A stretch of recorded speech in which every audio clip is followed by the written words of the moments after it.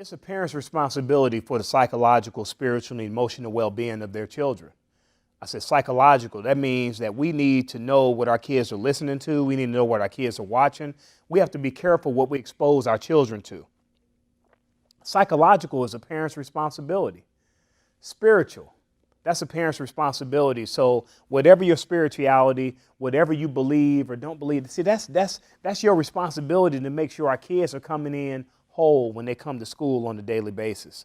So the psychological, spiritual, and emotional well-being of a child is a parent's responsibility. Emotionals, we have to make sure that we're not putting all of our emotions and pouring all our dysfunction on our children.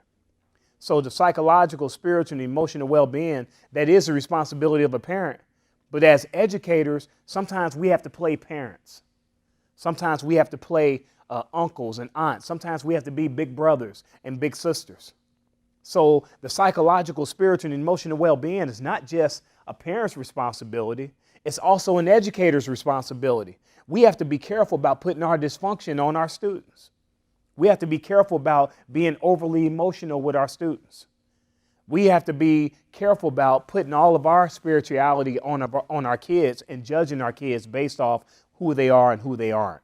So make sure that we understand that the psychological, spiritual, and emotional well-being is a parent's responsibility, but it's also our responsibility as educators.